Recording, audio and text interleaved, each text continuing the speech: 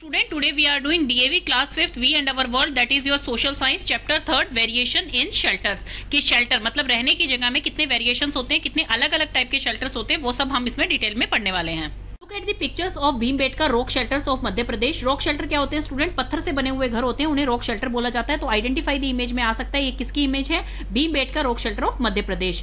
These are the ancient stone age rock shelters with paintings. इनके अंदर paintings भी हैं और ये बहुत ही पुराने टाइम के बने हुए रॉक शेल्टर्स हैं। These permanent settlements are over 9000 year old. ये कितने पुराने हैं? 9000 साल पुराने हैं ये। दे आर 700 इन नंबर, ये संख्या में 700 हैं। एंड हैव अराउंड 400 पेंटिंग्स, और इनके अंदर 400 के करीब पेंटिंग्स हैं। They give us a lot of information about the life, कि पहले के लोग अर्ली मैन जो है उनकी लाइफ कैसी थी, उनके पास कौन कौन से टूल्स थे, एंड इम्प्लीमेंट उन टूल्स को कैसे वो यूज करते थे, उन सब के बारे में इन्फॉर्मेशन हमें यहाँ से मिलती है। Of these caves has linked us to the prehistoric man. Isn't it amazing? जो डिस्कवरी है इस तरह की केव की, वो हमें किससे लिंक करती है, किसके बारे में इन्फॉर्मेशन प्रोवाइड करती है? जो प्री हिस्टोरिक मैन थे, मतलब कि जो आदि मानव थे, उनके बारे में, उनकी लाइफ कैसी थी, वो उनके पास कौन कौन से टूल थे, वो किस तरह से उन टूल्स को यूज करते थे, तो उनके बारे में हमें यहाँ से जानकारी मिलती है। तो ये आपका इंपॉर्टेंट पैराग्राफ है स्टूडेंट, कि ये एक तो आपको आइडेंटिफाई दी इमेज में आ सकता है कि ये कहाँ की इमेज है। ये है Bhimbetka rock shelter of Madhya प्रदेश की इमेज है, जो 9000 साल पुरानी है। 700 इन नंबर्स हैं एंड 400 पेंटिंग्स हैं यहाँ पर। और ये हमें कौन सी इन्फॉर्मेशन प्रोवाइड करती है कि प्री हिस्टोरिक मैन की लाइफ कैसी थी, टूल्स कौन से थे, और इंप्लीमेंट कैसे करते थे वो टूल्स को, वो सब की इन्फॉर्मेशन हमें वहां से मिलती है। तो ये आपका इंपॉर्टेंट है, इसे स्टार मार्क कर लीजिए आप। आगे है हिस्ट्री ऑफ हाउसेज, मतलब कि हाउसेज का इतिहास क्या रहा है, पहले लोग जो है वो किसमें रहा करते थे, क्या चेंजेस आए हैं, वो सब हम इसमें पढ़ने वाले हैं। Caves were the earliest form of shelter for man. जो अर्ली मैन होते थे, वो सबसे पहला फॉर्म ऑफ शेल्टर क्या था? केव था, मतलब गुफाओं में रहा करते थे। When the early man gave up hunting and food gathering. पहले जो है लोग किस तरह से अपना जीवन निर्वाह करते थे? पहले वो हंट करते थे, मतलब शिकार करते थे, और उससे ही वो फूड प्राप्त करते थे अपना। जब उन्होंने हंटिंग को छोड़ दिया, फूड गैदर करना छोड़ दिया, मतलब इकट्ठा करना छोड़ दिया, तब वो फूड प्रोड्यूसर बन गए। तभी से खेती जो है उन्होंने शुरू करी। This was the beginning of agriculture. तो इसी से जो है एग्रीकल्चर, खेती की शुरुआत हुई। It brought a great change in his life. ये जो है बहुत ही बड़ा चेंज लेके आए उनकी लाइफ में। This type of dwelling, dwelling क्या होती है? मतलब इस तरह की लिविंग हैबिट्स, जो हैबिटेट होता है उसे बोला जाता है ड्वेलिंग। तो मतलब कि इस तरह की लिविंग हैबिट जहां पर वो रहते हैं। Now he started living a settled life close to the water bodies as he need water for his crops and other domestic activities.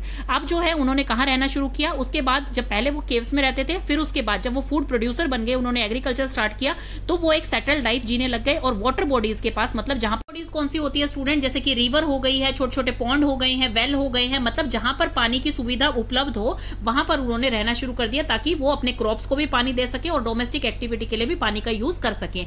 He started building huts with the branches and leaves of tree. फिर उन्होंने पेड़ों की शाखाओं को लेकर और पेड़ों की पत्तियों को लेकर जो है हट्स बनानी स्टार्ट कर दी। Later on the early man discovered that the wall of hut could be made with mud. बाद में उन्हें पता लगा कि ये जो वॉल है हट की, ये मड से भी बनाई जा सकती है, और इस टाइप की हट जो है आपको अभी भी विलेजेस में देखने को मिल जाएंगी।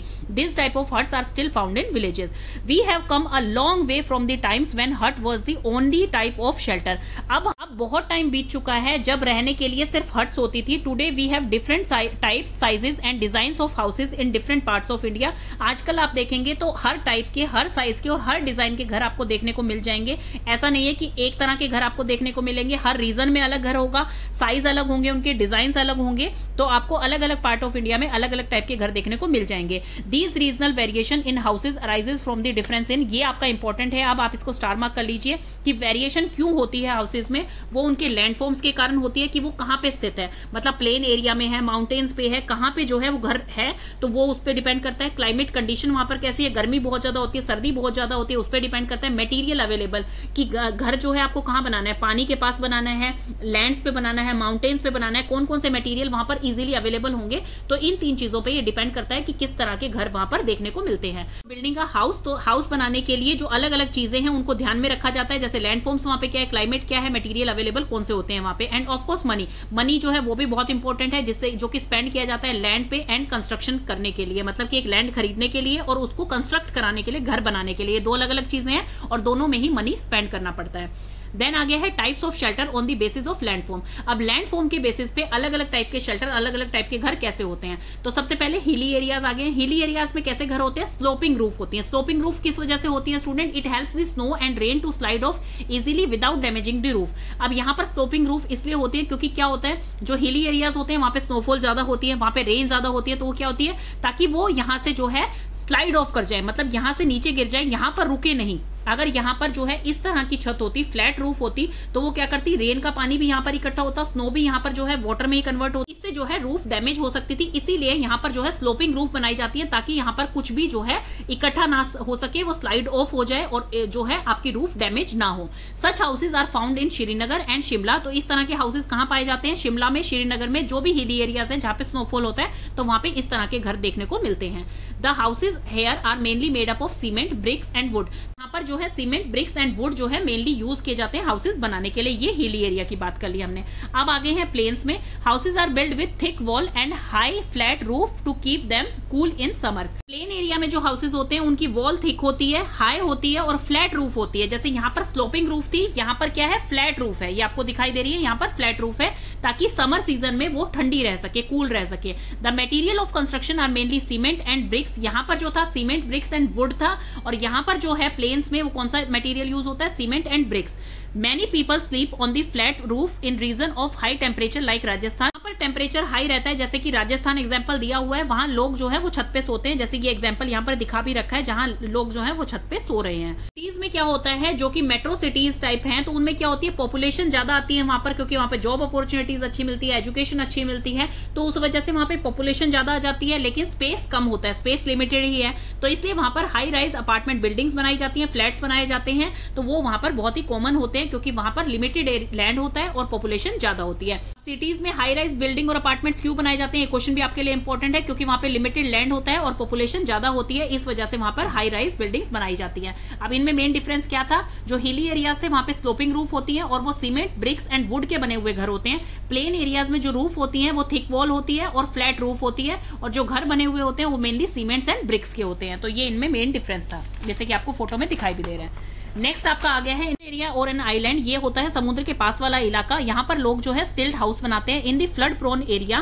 फ्लड प्रोन एरिया मतलब जहां पर बाढ़ बहुत आसानी से आ सकती है, पानी बहुत आसानी से आ सकता है। Houses are made a few feet above the ground level to keep them dry. अपने आप को सूखा रखने के लिए, अपनी चीजों को सूखा रखने के लिए वो क्या करते हैं, अपना घर को ग्राउंड लेवल से कुछ फीट ऊपर बनाते हैं।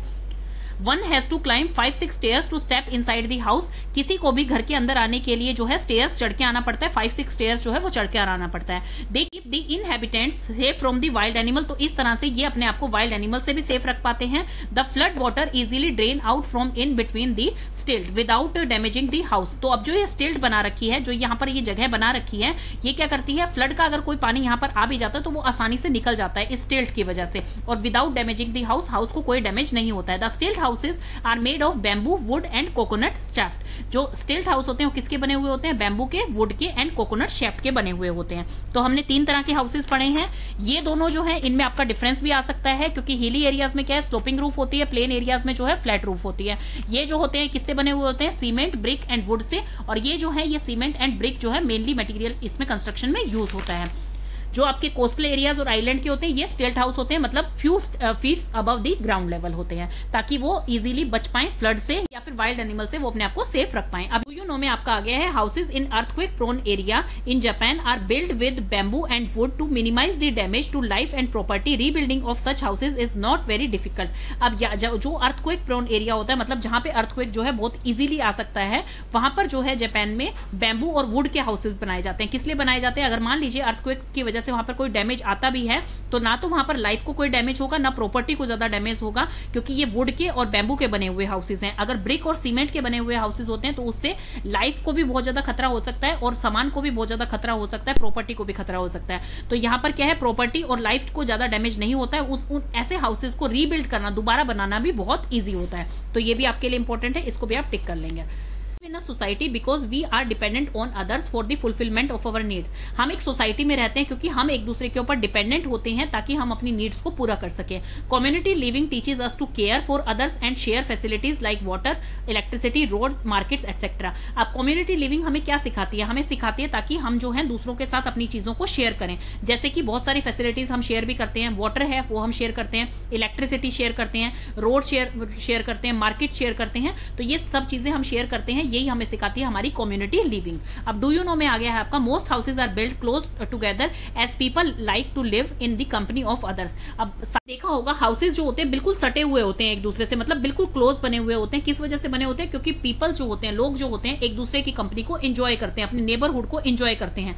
We need help in case of any disaster और trauma of losing a home और गेटिंग इंजर्ड।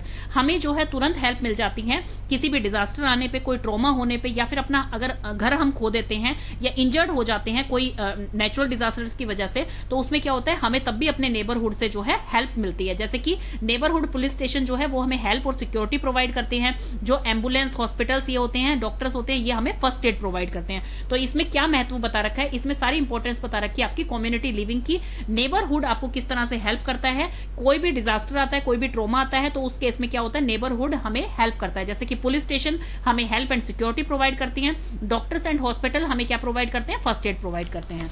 आपको यही सिखा रखा है कि सोसाइटी में हमें किस तरह से रहना चाहिए। हम एक दूसरे के ऊपर डिपेंडेंट होते हैं, इसलिए हमें अपनी चीजों को शेयर करना चाहिए ताकि किसी भी मुश्किल टाइम में वो भी हमारे काम आ सके। अब जैसे कोई भी डिजास्टर या ट्रॉमा होता है तो नेबरहुड पुलिस स्टेशन जो है वो हमें हेल्प एंड सिक्योरिटी प्रोवाइड करती है, जो नेबरहुड हॉस्पिटल एंड डॉक्टर्स है वो हमें फर्स्ट एड प्रोवाइड करते हैं। अब यहाँ पे एक छोटी सी स्टोरी दे रखी है, शेयरिंग स्पेस विद नेबर्स। अब ये एक फार्मर की कहानी है। फार्मर यहाँ पर हैं जो कि बहुत ही बेस्ट क्वालिटी के कॉर्न उगाते हैं। हर साल उनको प्राइजेस मिलते हैं, वो इतनी अच्छी क्वालिटी के कॉर्न उगाते हैं कि उनको यहाँ पर प्राइजेस भी मिलते हैं। एक बार उनके पास न्यूज़पेपर रिपोर्टर आता है जो कि उनका इंटरव्यू लेता है और उनसे बहुत कुछ इंटरेस्टिंग चीजें उन्हें सीखने को मिलती हैं। फार्मर यहाँ पर उन्हें बताते हैं अपनी सीड्स के बारे में कि वो अपनी सीड्स, फार्मर बताते हैं कि वो अपनी कॉर्न सीड को अपने नेबर्स के साथ भी शेयर करते हैं। तो रिपोर्टर उनसे पूछता है कि आप इतनी प्राइज विनिंग जो है कॉर्न ग्रो करते हैं, तो इसलिए आप इस कॉर्न की सीड को अपने नेबर्स को क्यों देते हैं? अदरवाइज वो भी आपसे कंपटीशन में उतर जाएंगे, कल को उन्हें भी प्राइज मिलने लग जाएगा। तो उन्होंने बहुत ही अच्छा आंसर दिया। उन्होंने कहा कि जो एक पोलिनेशन क्या होता है स्टूडेंट, पोलिनेशन होता है कि एक फ्लावर के पोलन से जब वो यहाँ से विंड के थ्रू उड़ के दूसरी जगह पर चला जाता है अपने आप ही, तो वहां पर भी जो है वो रिप्रोड्यूस कर सकता है, अपने आप से ग्रो कर जाता है। ये रिप्रोडक्शन का ही एक जो है टाइप होता है पोलिनेशन। तो वो ये बता रहे हैं, यहाँ पर यही बताते हैं कि wind picks up the pollen from the ripening corn and swell it from field to field. मतलब हवा के द्वारा जो राइपिंग कॉर्न के पोलन है वो फील्ड टू फील्ड मतलब उनके नेबरहुड में चले जाते हैं। तो जब यही बता रहे हैं कि नेचर जो है वो अपने आप ही हवा के द्वारा उन तक पोलन्स पहुंचा देते हैं और वहां पर वो रीग्रो कर सकते हैं। तो मैं भी उनके साथ अपनी कॉर्न सीड जो है वो शेयर करता हूं ताकि हम सब मिलकर जो है गुड क्वालिटी कॉर्न उगाएं। तो यहाँ पर जो है, तो ये एक बहुत ही अच्छा एग्जांपल यहाँ पे दे रखा है। You can't improve the quality of your life. आप अपनी लाइफ की क्वालिटी कभी इंप्रूव नहीं कर सकते जब तक कि आपके नेबर्स की लाइफ की क्वालिटी इंप्रूव नहीं होती। Those who want happiness must help others to find happiness. जो खुद खुशी चाहते हैं वो दूसरों की हेल्प करेंगे तो उनको और ज्यादा खुशी मिलती है उस चीज में। The welfare of each and every member of society is necessary. हर एक व्यक्ति का वेलफेयर जरूरी होता है सोसाइटी के अंदर। The story highlights the importance of our responsibility. इस स्टोरी से हमें यह पता लगता है कि हमारी कितनी ज्यादा रिस्पॉन्सिबिलिटी होती है। कम्युनिटी लिविंग हमें यही सिखाती है कि हमें अपने नेबर्स की हेल्प करनी चाहिए, अपनी चीजों की शेयरिंग करनी चाहिए।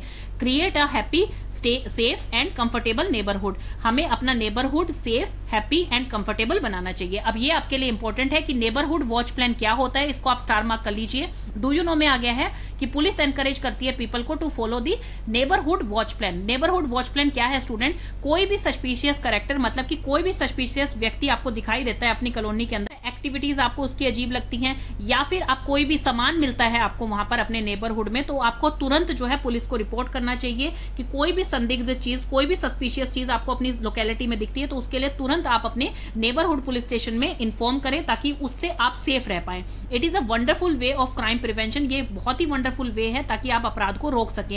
And ensure safety of residents specially the elderly member and children. अपनी लोकेलिटी में जितना अटेंशन पे करेंगे तो वो आपकी ही सेफ्टी जो है उससे एंश्योर होगी। तो इसमें यही बताया गया है कि ये एक बहुत ही वंडरफुल वे है क्राइम प्रिवेंट करने का और सेफ्टी को एंश्योर करने का। सभी रेजिडेंट की, स्पेशली जो बुजुर्ग होते हैं और जो बच्चे होते हैं, उनकी सेफ्टी को एंश्योर करती है ये चीज। तो इसमें आपने क्या सीखा है नेबरहुड वॉच प्लान में कि कोई भी अगर सस्पिशियस कैरेक्टर, सस्पिशियस चीज, एक्टिविटी होती हुई आपको अपनी नेबरहुड में दिखती है, अपनी लोकेलिटी में दिखती है, तो तुरंत आपको अपने नेबरहुड पुलिस स्टेशन में इन्फॉर्म करना चाहिए। तो ये सब इनके पोस्टर बना रखे हैं जो कि इसी एक्टिविटी से रिलेटेड है। नेक्स्ट आ गया है आपका केयरिंग फॉर नेबर्स। अब नेबर्स की केयरिंग कैसे की जाए। Most people keep their own houses neat and tidy from inside and don't hesitate to throw the garbage on the street. देखिए बहुत सारे लोग क्या करते हैं, अपने घर को तो बहुत ही साफ सुथरा रखना चाहते हैं, लेकिन सारा कचरा जो है वो बाहर स्ट्रीट पे गिर देते हैं। Imagine the condition of street if everyone acted in this manner. अगर आपकी पूरी लोकेलिटी में, मान लीजिए आप जिस कॉलोनी में रहते हैं उसमें सभी लोग जो है इसी तरह से बिहेव करने लग जाएं कि अपने घर का सारा कचरा वो स्ट्रीट पे गिरने लग जाए, तो आपकी स्ट्रीट किस तरह की दिखाई देगी। We must keep the same cleanliness standard for the surroundings that we keep for our houses. हम अपने घर के लिए जितनी सफाई चाहते हैं उतनी ही सफाई हमें अपने आसपास की करनी चाहिए। A clean neighbourhood doesn't have garbage heaps, flies, mosquitoes and unpleasant smell. इसको आप स्टार मार्क कर लीजिए कि क्लीन नेबरहुड क्या कहलाएगा, जब आपके आसपास में कोई गार्बेज हीप ना बना हो, कोई कूड़े का ढेर ना हो, कोई फ्लाइज ना हो, कोई मॉस्किटो ना हो और कोई अनप्लीजेंट स्मेल मतलब बैड स्मेल ना हो, तो उसे ही एक क्लीन नेबरहुड कहा जाता है। ऐसा नहीं कि आपने अपना घर तो साफ कर लिया और कचरा जो है कोई भी चीज आपने बाहर थ्रो कर दी, तो ऐसा नहीं करना चाहिए। आपको जो है अपने आसपास की सारी सफाई का ध्यान रखना चाहिए, इस तरह से जो है एक स्टैंडर्ड क्लीनलीनेस मेंटेन हो पाएगा। As a good neighbour we have some responsibilities, we should keep the volume of radio and television low. As a good neighbour, अगर हमें अच्छा नेबर बनना है तो उसके लिए हमें कुछ रिस्पॉन्सिबिलिटीज निभानी पड़ेंगी, जैसे कि हमें टेलीविजन और रेडियो का जो वॉल्यूम है वो धीमा रखना चाहिए, स्पेशली एट नाइट, मतलब नाइट के टाइम पे तो स्पेशली हमें धीमा रखना चाहिए। We shouldn't use noisy equipments at night like washing machine और वैक्यूम क्लीनर। हमें कभी भी जो नॉइस करने वाले हमारे इक्विपमेंट्स होते हैं जैसे कि वॉशिंग मशीन है, वैक्यूम क्लीनर है, उनका यूज हमें नाइट में नहीं करना चाहिए। We must inform our neighbours in advance if we have a party. अगर हमारे घर पे कोई पार्टी है तो हमें अपने नेबर्स को एडवांस में बता देना चाहिए कि आज हमारे घर पे पार्टी है, उन्हें पहले ही इन्फॉर्म कर देना चाहिए। We can also organise a car pool with neighbours. हम जो है कार पूलिंग भी कर सकते हैं नेबर्स के साथ। फॉर एग्जाम्पल, कार पूलिंग का मतलब होता है कि जैसे आपको एक ही जगह पर जाना है तो आप 2 गाड़ियां 3 गाड़ियां लेने की बजाय आप एक की ही गाड़ी में अगर वहां पर जा रहे हैं, जैसे ऑफिस हो सकते हैं, बच्चों के स्कूल हो सकते हैं, अगर सेम जगह पर है वो, तो आप हर कोई अपनी अलग अलग गाड़ी ले जाने की बजाय कोई एक पर्सन अपनी गाड़ी लेके जा रहा है और इसको टर्न वाइज जब वो कर रहे हैं तो इसे कहा जाता है कार पूलिंग, जिससे कि आपका जो है पोल्यूशन लेवल भी काफी कम हो जाता है और ये हमारे नेचर के लिए भी अच्छा है और इससे हमारे भी जो है खर्चे बचते हैं। And share the parking space peacefully, और पार्किंग स्पेस को भी पीसफुली शेयर करना चाहिए। Always be ready to help your neighbours in case of emergency. कोई भी इमरजेंसी का केस हो, कोई भी इमरजेंसी हो, अपने नेबर्स को आप तुरंत हेल्प प्रोवाइड करें। डू यू नो में है like human beings ends and बीज ऑल्सो लिव इन कॉलोनी। जैसे हम रहते हैं वैसे ही एंड्स होती हैं और बीज होती है, ये भी कॉलोनीज में रहती हैं। They work collectively as a social unit. जैसे हमने अभी नेबरहुड की पूरी बात करी, ये भी एक सोशल यूनिट की तरह कलेक्टिवली काम करती हैं। उन्होंने भी अपना सारा काम जो है बांट रखा है कि फीमेल क्या काम करेगी, मेल वर्कर्स क्या काम करेगी, और उनकी एक क्वीन भी होती है। इन दोनों में एक एक क्वीन भी होती है। मेल वर्कर्स, फीमेल वर्कर्स सब जो है मिलजुल के काम करते हैं। ये आपको दिखाई दे रही है यहाँ पे। तो ये चैप्टर बहुत ही इंटरेस्टिंग था स्टूडेंट, होप सो आपको बहुत ही अच्छी तरह से समझ आया होगा। आपके इंपॉर्टेंट क्वेश्चन में क्या आएगा, मैप वर्क में आपसे ये पूछा जा सकता है कि भीमबेटका रॉक शेल्टर जो है वो कहाँ पे होती है, तो आप मध्य प्रदेश देख लेंगे लोकेशन अपने मैप के अंदर। ये कितने साल पुरानी है, ये आपका क्वेश्चन आ सकता है। कितनी पेंटिंग्स वहां पर मिलती है, ये हमें क्या इन्फॉर्मेशन देती है लाइफ की, कि उनकी लाइफ कैसी थी, कौन कौन से टूल्स थे और कैसे उन्होंने इंप्लीमेंट किए, ये क्वेश्चन आपके यहाँ से आ सकते हैं। हिस्ट्री में से आ सकता है कि अर्ली मैन पहले कहाँ पे रहते थे, केव्स में। इसके बाद जो है हाउसेज, इतने डिफरेंट टाइप के डिफरेंट डिजाइन के हाउसेज आ गए, वो किस चीज पे डिपेंड करते हैं, वो लैंड फॉर्म पे डिपेंड करते हैं, क्लाइमेट पे और मटेरियल अवेलेबल पे डिपेंड करते हैं पर्टिकुलर जगह पे। फिर उसके बाद शेल्टर्स कितने टाइप के होते हैं, ये आपसे स्पेशली पूछा जा सकता है। इसकी पिक्चर आ सकती है, इसकी आ सकती है या फिर इसकी आ सकती है। आइडेंटिफाई दी इमेज में ये क्वेश्चन आ सकता है आपका कि कौन से टाइप की हाउस की यहाँ पे बात हो रही है, कौन से एरिया की बात हो रही है। जैसे ये आपके आगे है तो यहाँ पे एरिया पूछा जा सकता है कि हिली एरियाज में होता है। एग्जाम्पल पूछा जा सकता है, जैसे श्रीनगर एंड शिमला में इस तरह के हाउसेज देखने को मिलते हैं। मटेरियल कौन सा यूज होता है, cement, brick and would use होता है। ये कौन से हाउसेज कहलाए जाते हैं, स्लोपिंग रूफ वाले हाउसेज कहलाए जाते हैं। प्लेन्स में आपसे पूछा जा सकता है, इस तरह की आ सकती है कि इस तरह की बिल्डिंग ज्यादातर कहाँ देखने को मिलती है, तो ये सिटीज में देखने को मिलती हैं। या फिर आपसे गिव रीजन में आ सकता है कि इस तरह की बिल्डिंग जो है क्यों बनाई जाती है सिटीज में, क्योंकि यहाँ पर लिमिटेड लैंड है और पॉपुलेशन ज्यादा है, इस वजह से हाई राइज बिल्डिंग बनाई जाती है। प्लेन्स में जो है वो कैसे हाउसेज होते हैं, थिक वॉल होती है, हाई फ्लैट रूफ होती है, ताकि समर्स में उन्हें कूल रख सके। ये पिक्चर आ सकती है, ये क्या दिखा रही है, दर्शा रही है इस पिक्चर में कि यहाँ पर जो है गर्मी ज्यादा होती है, तो इसलिए रूफ पे लोग सो रहे हैं, जैसे कि स्पेशली राजस्थान का यहाँ पर एग्जाम्पल दिया हुआ है। इसमें आ सकता है कि ये कौन सा रीजन है, इस टाइप के हाउसेस कहाँ देखने को मिलते हैं, कोस्टल एंड आइलैंड रीजन पे मिलते हैं। इन्हें स्टिल्ड हाउस का किस चीज के बने हुए होते हैं, bamboo, wood and coconut shaft के बने हुए होते हैं। इस टाइप के आ सकते हैं क्वेश्चन आपके। इसमें से आपके क्वेश्चन आ सकता है कि अर्थक्वेक प्रोन एरिया जापान में किस तरह के हाउसेस बने हुए होते हैं और किस लिए बने हुए होते हैं, वो ये रीजन आ सकता है इसमें। देन उसके बाद आपके क्वेश्चन आ सकता है कि हमें जो है अपनी चीजें शेयर क्यों करनी चाहिए, हमें जो है कम्युनिटी लिविंग हमें क्या सिखाती है, क्योंकि इन केस ऑफ डिजास्टर और ट्रॉमा कम्युनिटी लिविंग से क्या होता है, हमारे नेबरहुड से ही हमें हेल्प मिलती है, जैसे कि नेबरहुड पुलिस स्टेशन से ही हमें हेल्प एंड सिक्योरिटी प्रोवाइड करी जाती है, एंड हॉस्पिटल एंड डॉक्टर से हमें फर्स्ट एड प्रोवाइड की जा सकती है। यहाँ पर आपका ये इंपॉर्टेंट है, नेबरहुड वॉच प्लान क्या है, ये आपका बहुत इंपॉर्टेंट है, इसको भी आप स्टार मार्क कर लीजिएगा कि ये क्या होता है, ये आपसे पूछा जा सकता है, रीजनिंग और असर्शन में भी ये क्वेश्चन आ सकता है। यहाँ पे आपका इंपॉर्टेंट है क्लीन नेबरहुड जो है वो क्या, उसका मतलब क्या है, वहां पर क्या चीज नहीं होनी चाहिए। तो क्लीन नेबरहुड में क्या नहीं होना चाहिए, गार्बेज हीप्स नहीं होने चाहिए, फ्लाइज नहीं होनी चाहिए, मॉस्किटो अनप्लीजेंट स्मेल नहीं होनी चाहिए। देन ये डू यू नो भी आपका इंपॉर्टेंट है कि एंट और बीज भी ह्यूमंस की तरह बिल्कुल कॉलोनीज में रहती हैं, वो एक सोशल यूनिट की तरह रहती है, सब अपना जो उनका काम होता है वो डिवाइड करके रखती है। वहां पर एक क्वीन होती है, मेल वर्कर्स होते हैं, फीमेल वर्कर्स होती हैं।